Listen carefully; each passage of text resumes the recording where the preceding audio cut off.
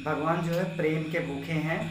कोई भी भक्त अगर जो है भगवान को कुछ भी प्रेम और श्रद्धा से पूरा भोग लगाता है तो उसको जरूर स्वीकार करते हैं। जब है भोग लगाता है लेकिन उसको स्वीकार नहीं करते हैं, इसी क्योंकि भगवान जो है भक्त के वश में है और भगवान जो है भक्त के लिए हमेशा तत्पर रहते हैं। जय श्री राम, जय श्री कृष्णा, जय शनिदेव। सभी भक्तों का स्वागत है हनुमान भक्त ऋषि चैनल पर।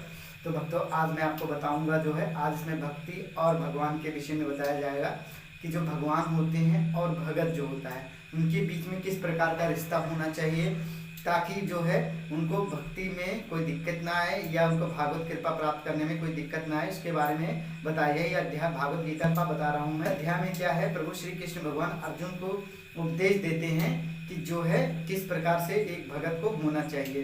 तो सभी भक्तों से मैं यही कहूँगा, प्रार्थना करूँगा कि अगर आप भागवत गीता पढ़ते हैं तो गीता के उपदेश को किस प्रकार से पढ़ सकते हैं।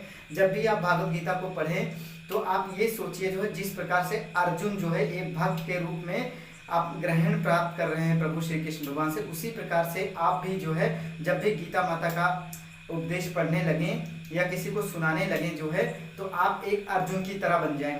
आप उनसे प्रार्थना कीजिए कि हे भागवत गीता माता, आप मुझे जो है, मैं एक अर्जुन की तरह ही बनकर आपका उपदेश सुनना चाहता हूँ, मुझे ज्ञान दीजिए और उपदेश दीजिए। इतना कीजिए, प्रार्थना कीजिए। और उसके बाद जो है एक अर्जुन की तरह बनकर आप जो है भागवत गीता के उपदेश को सुनिए, जिससे जो है आपको अत्यंत लाभ प्राप्त। अर्जुन की तरह जो है इसको सुना और इसके उपदेश को पालन किया तो आपको निश्चित ही जो है मुक्ति मिल जाएगी।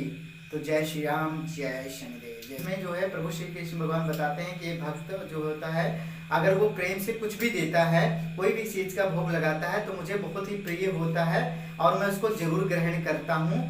इसके लिए वो बताते हैं कि अगर एक अभक्त होता है और एक भक्त होता है, जो भक्त होता है वो श्रद्धा पूर्वक कुछ भी, अगर उसके पास कुछ भी नहीं है, रूखा सूखा जो भी है, उसने अपने पूरे सच्चे मन से, पूरे परम विश्वास से मुझे जो है ये दान किया है या मुझे भोग लगाया है, तो मैं उसको जरूर स्वीकार करता हूँ, ग्रहण करता हूँ। लेकिन वहीं अगर कोई एक अभक्त है और अगर वो जो है मुझे तरह के पकवान भी अगर देता है या तरह तरह की फल फ्रूट्स का भी भोग लगाता है, ड्राई फ्रूट्स का भोग लगाता है, लेकिन मैं उसको स्वीकार नहीं करता हूँ, क्योंकि वो बोलते हैं कि जो भक्त होता है सच्चे मन से, जो भी भक्त जो है मुझे भोग लगाएगा, मुझे वो प्रिय है और मैं उसको सरलता से स्वीकार कर लेता हूँ।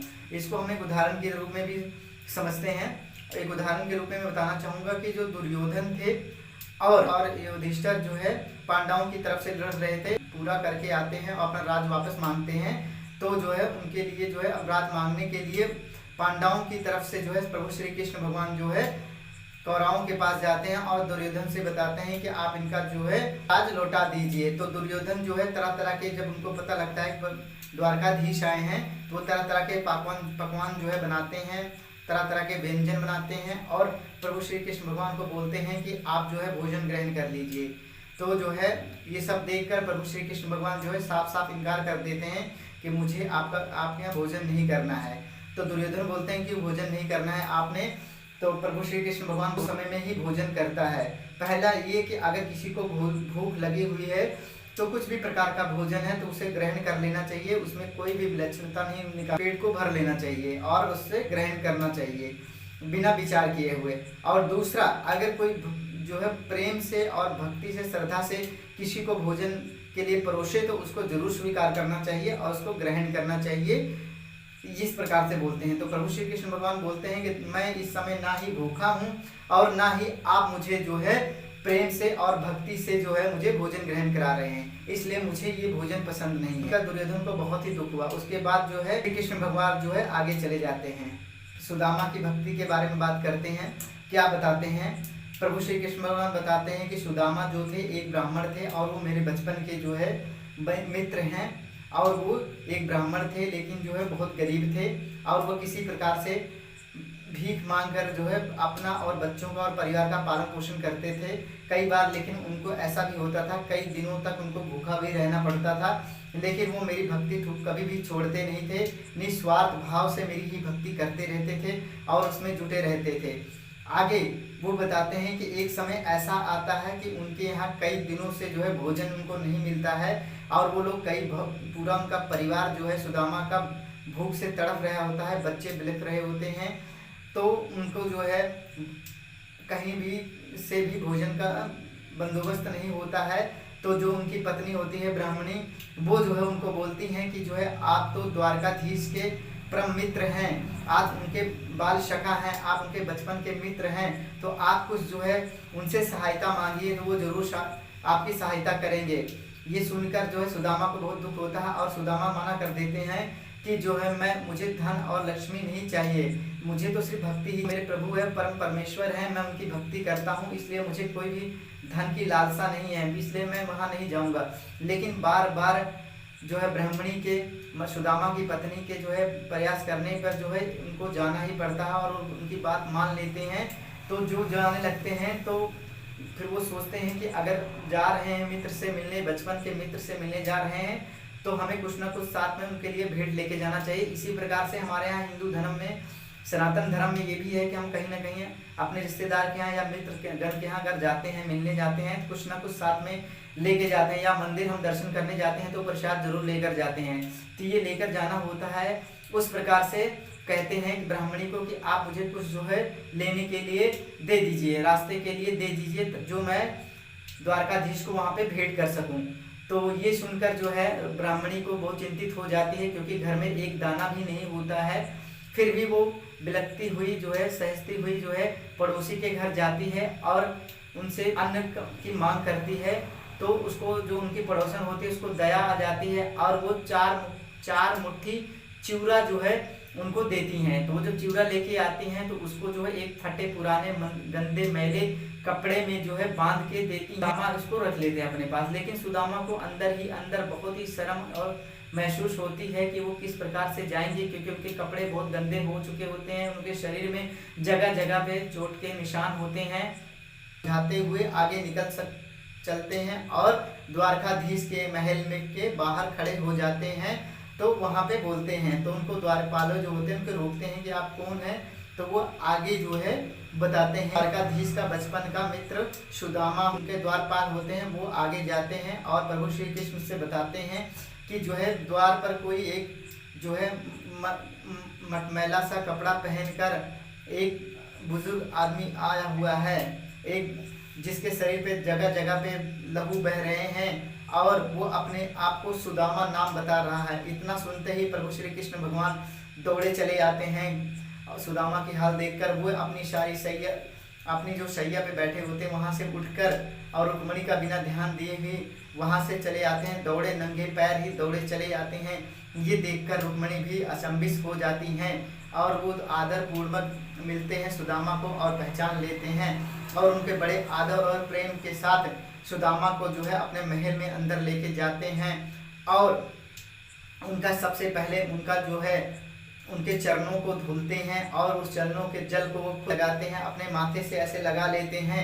ये देखकर रुक्मणी भी सेम प्रोसेस कराती हैं, रुक्मणी माता भी यही प्रोसेस कराती हैं और वो जो उसके बाद जो है अगरबत्ती धूप बत्ती जलाते हैं, चंदन का लेप लगाते हैं, सुगंधित लगाते हैं और नए नए वस्त्र जो है सुदामा को पहनने के लिए देते हैं और फिर उनको जो है आराम करने के लिए में भेज दिया जाता है और वहाँ विश्राम करने के लिए बोला जाता है। तो उसके बाद जब विश्राम कर रहे होते हैं तभी जो है श्री कृष्ण भगवान जो है देखकर उनका वो पूरा अंतर्ध्यान होकर सोचते हैं कि ये मेरे जो है भक्त हैं, लेकिन ये कभी भी मुझसे जो है धन दौलत नहीं मांगते हैं, इसलिए मुझे आज जो है इनको देखकर दया आ रही है, इसलिए मैं आज इनको ऐसी चीज़ दूंगा जिसके लिए देवतागण भी तरसते हैं और उनको आसानी से नहीं मिलती है, इसलिए मैं इनको मुक्ति के लिए मार्गदर्शन करूंगा और इनको मुक्ति प्रदान करूंगा। ये बोलकर ही बोलते हैं कि सुदामा भाभी जी ने क्या मुझे कुछ दिया होगा, मुझे क्या दिया है, मेरे लिए क्या भेजा है प्रेम से। ये सुनकर सुदामा बहुत ही लज्जित हो जाते हैं और वो जो मटमैले से कपड़े में पुतली में चिवड़ा घर से लेके आए होते हैं उसको छिपाने लगते हैं और जो है उसको लुकवाने लगते हैं। ये देखकर लेकिन श्री कृष्ण भगवान उसको देख लेते हैं और वो छीनने लगते हैं। इतने में चिवड़ा जो है सुदामा के हाथ से गिरकर नीचे जमीन पर बिखर जाते हैं, दाने दाने बिखर जाते हैं और श्री कृष्ण भगवान उसको बीनकर खाने लगते हैं और बोलते हैं इसमें कितना इस चिवड़े को खाकर मेरी जो है वर्षों की भूख जो है तृप्त हो गई है और इससे पूरे संसार की भी भूख जो है तृप्त हो गई है। ये सुनकर रुक्मणी माता भी उसमें से थोड़ा सा चूरा ग्रहण करने लगती हैं और इसके साथ ही साथ अपना लीला दिखाने लगते हैं कृष्ण भगवान। और सुदामा के घर का पूरा नक्शा ही बदल जाता है। सुदामा की झोपड़ी को एक महल में, आलीशान महल में तब्दील कर देते हैं। तरह तरह के व्यंजन वहाँ पे हो जाते हैं, वस्त्र नए हो जाते हैं, जेवरात धन दौलत हो जाती है, जिससे उनके बच्चे और उनकी पत्नियां बहुत ही खुश होती हैं। और जो है सुदामा को जो है बिना कुछ बताए ही ये लीलाएं अपनी रचते रहते हैं। लेकिन सुदामा जो है कभी भी जितने दिन रहते हैं कई दिन आराम करते हैं और उसका आनंद उठाते हैं, लेकिन प्रभु श्री कृष्ण भगवान से कुछ भी नहीं मांगते हैं। वो मन ही मन यही मांगते हैं कि हे प्रभु श्री कृष्ण भगवान, मुझे धन दौलत नहीं चाहिए, मुझे सोना चांदी जेवरात नहीं चाहिए, मुझे आलीशान महल में नहीं सोना है, मुझे मखमल के बिस्तर पे नहीं सोना है, मुझे तो आपकी भक्ति चाहिए और इस मुक्ति चाहिए मुझे तो, और उससे ज़्यादा मुझे कुछ और नहीं चाहिए। ये अंदर ही अंदर वो सोचते रहते हैं। और लास्ट में जो है कई दिन विश्राम करने के बाद जो है सुदामा जो है अपने घर को चले जाते हैं। जब रास्ते में आते हैं तो देखते हैं तो उनका पूरा महल, उनका जो नगर होता है पूरा उसकी रूपरेखा ही बदल गई होती है। वहाँ तरह तरह के जो है वाटिकाएं होती हैं और पूरा महल जगमगा रहा होता है। उनकी पत्नी जो है उनको देखकर खुश हो जाती हैं और वो उनको देखकर खुश हो जाते हैं। तो वो मन ही मन सोचते हैं कि जो है ये करने वाले परम परमेश्वर श्री कृष्ण भगवान ही हैं। इस प्रकार से भक्त जो की वाणी को प्रभु श्री कृष्ण भगवान बिना कहे ही जान लेते हैं और उनके दुखों को नाश कर देते हैं। इसीलिए कहते हैं कि जो है प्रभु श्री कृष्ण भगवान जो है भक्त की इच्छा के अनुसार ही उनका कार्य करते हैं। उनके लिए, भक्त के लिए जो भी जरूरी होता है प्रभु श्री कृष्ण भगवान जो है उसको ही करते हैं, वो जो उसके भक्त के कल्याण के लिए होता है। इसलिए वो जो है पहले भक्त की परीक्षा लेते हैं।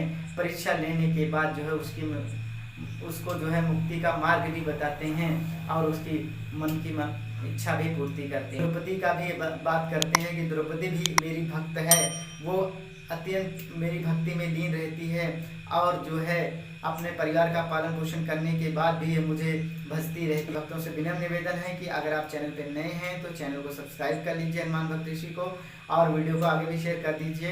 इंस्टाग्राम पे देख रहे हैं या फेसबुक पे देख रहे हैं, पेज को फॉलो कर लीजिए और इसी प्रकार की भक्ति का ज्ञान करते रहिए। जय श्री कृष्ण, जय श्री राम।